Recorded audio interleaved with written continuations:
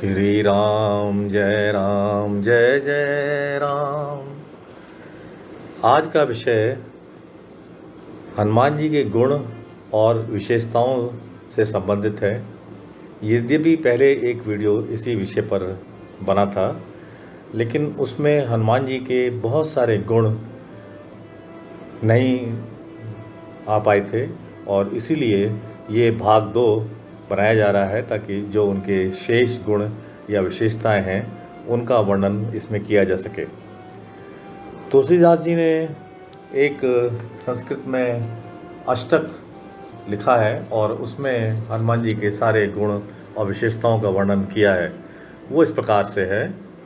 अतुलित बलधामम नमामि, स्वर्ण शैलाब्देहम नमामि, धनुजवन कृशानम नमामि, ज्ञानी नामग्रगण्य नमामि, सकल गुण निधानम नमामि, वानराणाम धीशम नमामि, रघुपति प्रिय भक्तम नमामि, वात जातम नमामि। शाब्दिक अर्थ इनके इस प्रकार से हैं। अतुलित बलधाम का अर्थ है कि हनुमान जी में अतुलित बल है, जिसकी कोई तुलना नहीं की जा सकती। अर्थात संसार में कोई भी ऐसा व्यक्ति नहीं है जो उनके समान बलशाली हो। हनुमान जी में इतना बल था कि जब राम और सीता जी लंका से लौट रहे थे तो सीता जी ने कहा कि प्रभु, ये बहुत सारी स्त्रियों की जो गर्भ गिरे हुए हैं, ये कैसे वो आपके हाथ से हो गया? तो उन्होंने कहा, ये मेरी कोई इसमें गलती नहीं है। जब हनुमान पहले आए थे तो उनके गर्जना इतनी विकट थी कि उससे बहुत सारी गर्भवती स्त्रियों के गर्भ गिर गए थे। स्वर्ण शैलाब्देहम का अर्थ है कि उनका जो शरीर है, उसका जो रंग है, वो स्वर्ण के माफिक है। धनुज वन कृशानम का अर्थ है कि जो राक्षसों का वन है, राक्षसों रूपी जो जंगल है, उसमें वो अग्नि का काम करते हैं। किसी भी राक्षस को पहचान कर उसका वध कर देते हैं, जैसा कि काल नेमी का भी किया। ज्ञानी नामग्रगण्य नमामि, यानी ज्ञानियों में अग्रगण्य है, सर्वप्रथम है। सकल गुण निधान नमामि, उनको सकल गुण संपन्न है, सर्वगुण संपन्न। अगर किसी व्यक्ति में एक गुण भी आ जाता है तो उसको कितना अभिमान हो जाता है, लेकिन हमारे बजरंगबली सर्वगुण संपन्न है। वानराणाम धीशम, वानरों के अघोषित राजा हैं। वैसे घोषित राजा तो सुग्रीव हैं, लेकिन हनुमान जी उनके सच्चे नियंत्रक हैं। रघुपति प्रिय भक्तम नमामि, रघुपति के सबसे प्रिय भक्त हैं। वात जातम नमामि, अर्थात पवन के पुत्र हैं और पवन की तरह गतिशील हैं। हनुमान जी की एक और विशेषता है कि उनकी निष्ठा अपने प्रभु के प्रति अपार है। अगर ये कहा जाए कि निष्ठा की पराकाष्ठा है तो गलत नहीं होगा। और इसके कई उदाहरण रामायण में मौजूद हैं, जैसे कि हनुमान जी का सारे शरीर पर सिंदूर लगा लेना, सिर्फ इसलिए कि सीता माँ ने उनसे कहा था कि सिंदूर जब हम मांग में लगाते हैं तो भगवान राम को अच्छा लगता है, तो उन्होंने सिंदूर सारे शरीर में ही मल लिया। इसी प्रकार से जब अंत में पद बांटे गए सभी राजाओं को, तो हनुमान जी को कोई पद नहीं मिला, तो उनको सीता माँ ने एक अपना हार उतार के दे दिया और वो हार का एक एक मोती तोड़ तोड़ के देखने लगे। तो इस पर विभीषण ने कहा कि हनुमान, ये क्या कर रहे हो? ये एक एक इसका नग इतना कीमती है कि उनसे एक एक राज्य खरीदा जा सकता है। तो हनुमान जी ने कहा कि मेरे लिए तो बेकार है अगर इसके अंदर भगवान राम और सीता जी की मूर्ति नहीं है। तो विभीषण ने कहा कि तुम्हारा इतना विशाल शरीर है, क्या इसमें मूर्ति है? तो उन्होंने कहा कि हाँ, और उन्होंने अपना सीना चीर के दिखा दिया। वो फ़ोटो आज भी प्रचलित है। एक बार और क्या हुआ कि भगवान राम अपने सभी लोगों के साथ बैठे हुए थे, तो उन्होंने ऐसे एक प्रश्न किया कि ये चंद्रमा में काला काला धब्बा क्या दिखाई पड़ता है? तो लोगों ने अपने अपने हिसाब से उत्तर दिए। अंत में हनुमान जी ने कहा कि प्रभु सुनो, प्रभु कहे हनुमंत, शशि तुम्हार प्रिय दास, तब मूरत विधु उर बसत, सोई श्यामता आभास। हे भगवान, ये शशि चंद्रमा आपका दास है और आपकी मूर्ति इनके दिल में बसती है, इसीलिए वो काला काला सा आभास हम लोगों को होता है। हनुमान जी की अगली विशेषता ये है कि वो हर एक व्यक्ति से अलग अलग व्यवहार करते थे। जैसा व्यक्ति होता था उसी के अनुसार उनका व्यवहार होता था।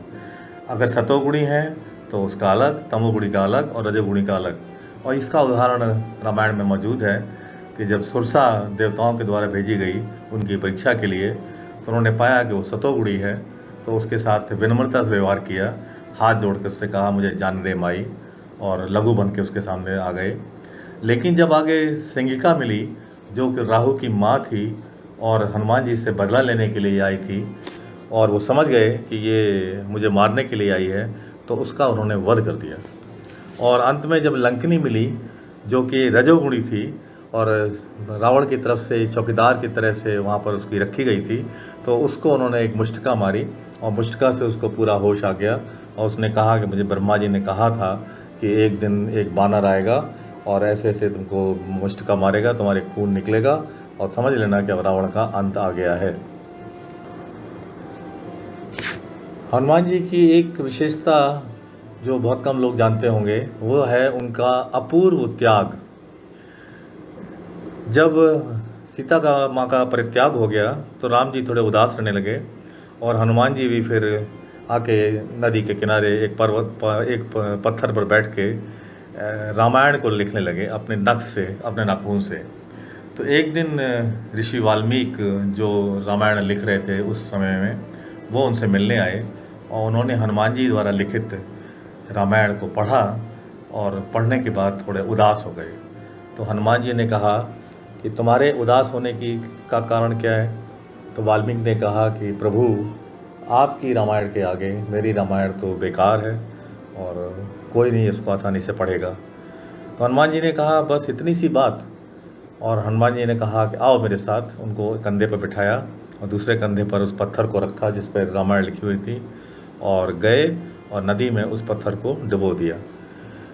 तो वाल्मीकि को ने जब ये घटना देखी तो उनको बड़े ग्लानि हुई और उन्होंने कहा कि प्रभु, मुझे बड़ी घृणा आ रही है अपने ऊपर कि मैंने आज ऐसा काम किया है, लेकिन मैं आपको एक वचन देता हूँ कि अगले जन्म में मैं तुलसीदास बन के आऊँगा और फिर से रामायण लिखूँगा, और उसमें वो सारी कमियां जो मेरी रामायण में हैं वो नहीं होंगी, और वो रामायण आपकी रामायण के द्वारा जो आपके द्वारा रचित थी उसी के आधार पर बनाई जाएगी।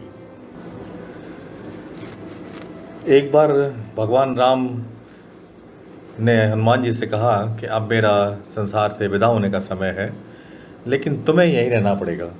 तो हनुमान जी ने कहा नहीं प्रभु, मैं आपके साथ जाना चाहता हूँ। तो उन्होंने कहा नहीं, तुम्हें कलयुग के अंत तक यहीं रहना है और मेरा प्रचार प्रसार करना है। तो फिर बजरंगबली ने कहा कि फिर मुझे एक आशीर्वाद दीजिए कि जहाँ पर भी आपकी चर्चा हो, जहाँ पर भी आपकी कथा हो, उसमें मैं मौजूद रहूँ। तो हनुमान राम जी थोड़ा सा सोचने लगे। तो सीता माँ ने कहा कि दे दीजिए आशीर्वाद। तो राम जी ने कहा कि तुम नहीं जानती ये क्या मांग रहा है। ये चाहता है कि अगर कहीं पर 1000 जगह पर कथा एक साथ हो रही हो तो ये हर जगह मौजूद रहे। तो सीता माँ ने कहा कि प्रभु, कौन सी बड़ी बात है आपके लिए, आप दे दीजिए इस तरह का आशीर्वाद। और फिर उनको ये आशीर्वाद मिला। और आज भी कोई भी कथावाचक राम जी का जो कथा करता है, कथा करने से पहले हनुमान जी को निमंत्रण देता है और हनुमान जी को कथा में बुलाता है, और कथा के अंत में सबसे पहले वो हनुमान जी को वहाँ से विदा करता है और उसके बाद ही कथा का अंत करता है। हनुमान जी की जो सबसे बड़ी विशेषता है जिससे कि सभी लोग परिचित हैं, और वो एक संकट मोचक हैं। संकट मोचक हम ही लोगों के नहीं, वो भगवान के भी संकट मोचक रहे हैं। आप लोगों ने सुना होगा कि जब अहिरावण राम लक्ष्मण को अपहरण करके ले गया तो बजरंगबली पाताल लोक में गए, अहिरावण का वध किया और दोनों को छुड़ा के लाए। इसी प्रकार से जब नागपाश में राम और लक्ष्मण बांध दिए गए थे तो गरुण को बुलाने का जुम्मा हनुमान जी ने लिया और गरुण को बुला के लाए और नागपाश से उनको खुलवाया। और संजीवनी वाला प्रसंग तो सभी लोग जानते हैं कि जब लक्ष्मण को शक्ति लगी और संजीवनी रातों रात लानी थी तो बजरंगबली गए और संजीवनी पहचान न पाने की वजह से पूरा पर्वत ही उठा कर ले आए।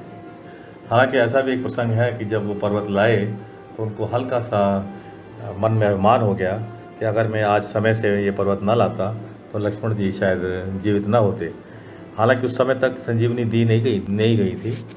राम जी समझ गए कि मेरे भक्त को हल्का सा अभिमान हो रहा है, तो उन्होंने एक लीला रची और संजीवनी पिलाने पर भी लक्ष्मण जी जब नहीं उठे तो जामवंत ने कहा कि ये जो खुराक आप लोग दे रहे हैं ये सही नहीं है।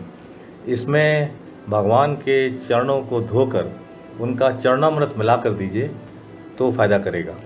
और ऐसा ही किया गया और जैसे ही चरणामृत मिला के संजीवनी दी गई, तुरंत लक्ष्मण जी मूर्छा से उठ के बैठ गए। तो हनुमान जी को तुरंत ये संदेश मिल गया कि ये सब लीला थी, सिर्फ मुझे श्रेय देने के लिए मुझे भेजा गया था। सच्चाई यह है कि लक्ष्मण जी को भगवान के चरणामृत से ही ठीक होना था। जब भगवान राम और हनुमान जी का प्रथम मिलन हुआ था तो प्रभु ने उनसे कहा कि हनुमान, मैंने प्रारंभ में तुम्हारे प्रति कुछ उपेक्षा का व्यवहार किया है, इसके कारण अपने अंतःकरण में किसी न्यूनता का अनुभव न करना। सत्य तो यह है, सुन कपि जिय मानस जनि ऊना, तय मम प्रिय लक्ष्मण ते दूना। तुम मुझे लक्ष्मण की अपेक्षा दूने प्यारे हो। ये बात जब कह दी गई तो उसके कुछ दिनों बाद उन्होंने, राम जी ने लक्ष्मण जी को बुलाया और उनसे पूछा कि मैंने एक दिन तुम्हारे सामने इस तरह की बात कही थी तो तुमको कैसा लगा। तो लक्ष्मण जी ने कहा, प्रभु अच्छा लगा, क्योंकि जो आपने कहा वो सच है। माँ सीता के साथ मैं इतने दिनों से रह रहा हूँ और वो मुझे ठीक से पहचान नहीं पाई। जब मारीच मृग बन के आया और उसने आवाज़ लगाई मेरे लिए, तो माँ सीता को मैंने कहा कि आपके ऊपर कोई कष्ट नहीं आ सकता है, लेकिन उन्होंने मेरा विश्वास नहीं किया और मुझे क्या क्या नहीं कहा, तो वो मुझे समझ नहीं पाई। लेकिन हनुमान जी की शक्ति देखिए कि वो पहली बार लंका में गए, एक ऐसी नगरी जो अविश्वास की नगरी है, और वहाँ जाके उन्होंने कुछ ही देर में अपना विश्वास माँ सीता के ऊपर जमा लिया और माँ सीता ने उनको सुत कहा, उनको आशीर्वाद दिया कि तुम अजर अमर गुणनिधि बनो और भगवान के प्यारे बनो। तो कुछ तो हनुमान जी में है, इसलिए आपने हनुमान जी को मुझसे दूना प्यारा कहा है। उसके बाद भगवान राम ने हनुमान जी से पूछा कि हनुमान, तुमको कैसा लगा जब मैंने शुरू में ये बात तुमसे कही थी। तो हनुमान जी की वाक पड़ता देखिए। हनुमान जी ने कहा, प्रभु मैं क्या समझता नहीं हूँ, मेरा आपका थोड़ी देर का साथ था और लक्ष्मण जी तो आपको बचपन से आपके साथ हैं। ऐसा कैसे हो सकता है कि मैं लक्ष्मण से दूना प्रिय हो जाऊँ। मैं जानता हूँ कि वो आपके प्राण हैं और कोई व्यक्ति यह कहे कि तुम मुझे प्राणों से भी ज़्यादा प्यारे हो तो उसका कोई अर्थ नहीं होता। और मुझे ऐसा लगता है कि आप दोनों में इतना विश्वास है कि आपके तुलना करने पर भी लक्ष्मण जी बुरा नहीं मानते हैं।